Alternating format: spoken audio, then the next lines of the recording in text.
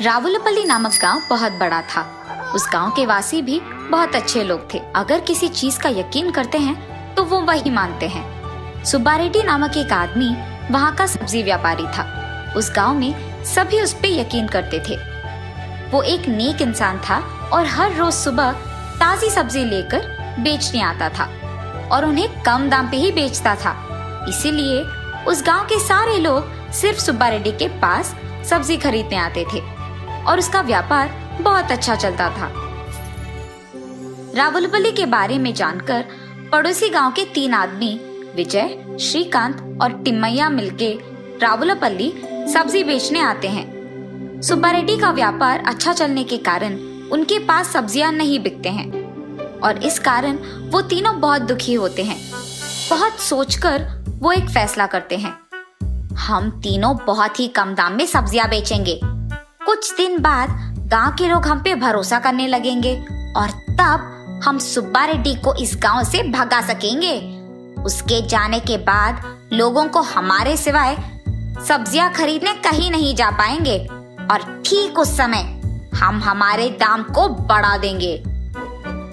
टिम्मैया की बातें विजय और श्रीकांत को अच्छी तरह समझ आते हैं। टमाटर और प्याज की दाम आसमान से भी ऊपर हो जाता है।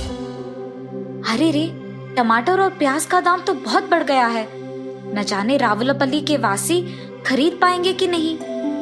पर जो भी हो, मुझे अपना जिम्मेदारी निभाना होगा। इसीलिए मैं सब्जी को खरीद के उन्हें उसी दाम पे बेचूंगा। अगर मेरा लाभ भी नहीं आया तो कोई बात नहीं। ऐसे सुब्बा रेड्डी उसके मन में सोचता है। अगले दिन सुबह सभी सब्जी खरीदने सुब्बा रेड्डी के पास आते हैं। उसके मुंह से दाम सुनते ही वो सब चौंक जाते हैं। सुब्बा रेड्डी को पूछने पर वो कहता है, बाहर इससे भी ज्यादा दाम है जी। मैं तो दाम कम करके बेच रहा हूँ। सभी उसी दाम पे सब्जियां खरीदने लगते हैं। इतने में दूसरी तरफ से एक आदमी चलते हुए आता है और कहता है, आपने 1 किलो प्याज कितने में लिया? 70 रुपए। वहाँ तो 1 किलो 40 रुपए में दे रहे हैं। ये सुनते ही सारे गांव वाले सोचने लगते हैं कि सुब्बा रेड्डी लालची बन गया है और सभी उसके पास जाने के कारण ही उसने अचानक दाम बढ़ा दिया। इसीलिए वो मिलके फैसला करते हैं कि आगे से उसके पास सब्जी खरीदने कोई नहीं जाएगा। अरे ये क्या, बाजार में तो 1 किलो प्याज 70 रुपए है ना। ये लोग कम दाम पे क्यों बेच रहे होंगे? दाल में कुछ तो काला है और मैं इन सब्जियों को कैसे बेचूंगा? गांव वाले सारे मिलकर फैसला करते हैं कि सुब्बा रेड्डी को गांव में रहने नहीं देंगे। सुब्बा रेड्डी के समझ में आता है कि ये सब पड़ोसी गांव वालों का किया है, लेकिन उसे समझ नहीं आया तब कि ऐसे कम दाम पे बेचने पर उन्हें तो नुकसान पहुंचेगा, तो फिर वो क्यों ऐसे कर रहे हैं। तब उसे समझ में आता है कि उसे गांव से भगाने के लिए ही उन्होंने ये सब किया। श्रीकांत, विजय और टिम्मैया के फैसले के मुताबिक ही सब कुछ हुआ था, लेकिन सब्जियों को कम दाम पे बेचने के कारण उनके कर्ज बढ़ जाते हैं। तब वो सोचते हैं कि इस गांव में सब्जियों की रच तो हमारा है, हम दाम बढ़ा देंगे, और वो बहुत हिम्मत से दाम बढ़ा देते हैं। सुब्बा रेड्डी के चले जाने के कुछ ही दिन बाद रावुलपल्ली में सब्जियों का दाम सोने से भी बढ़ जाता है। सारे गांव वाले हैरान हो जाते हैं और उन तीनों से पूछते हैं। तब वो कहते हैं कि बाजार में तो यही दाम चल रहा है। अब गांव वालों को सब्जी खरीदने के लिए डर लग रहा था और उनके पास और कोई चारा भी तो नहीं था। तब गांव वालों को सुब्बा रेड्डी की याद आती है और सोचते हैं कि बेचारे को उसकी गलती के बिना ही हमने गांव छोड़ने बोल दिया।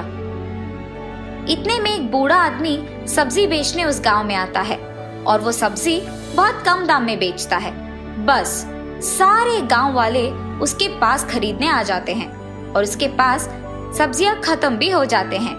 उस बूढ़े आदमी को सभी रोज उस गांव आने के लिए कहते हैं। ये जानकर श्रीकांत, टिम्मैया और विजय को बहुत गुस्सा आ जाता है।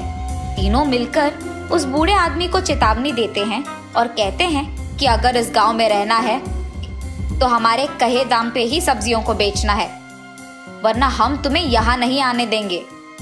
बूढ़ा आदमी अगले दिन आकर आराम से सब्जियों को उसी दाम पे बेचता है। तब सारे गांव वाले उस बूढ़े आदमी से कहते हैं कि तुम्हारे ही जैसा एक आदमी था सुब्बा रेड्डी, वो बहुत अच्छा था।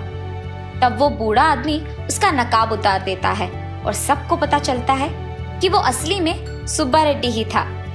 आश्चर्यचकित होकर सभी उससे पूछते हैं कि ये सब कैसे हुआ, और सुब्बा रेड्डी सभी को सब सच समझा देता है।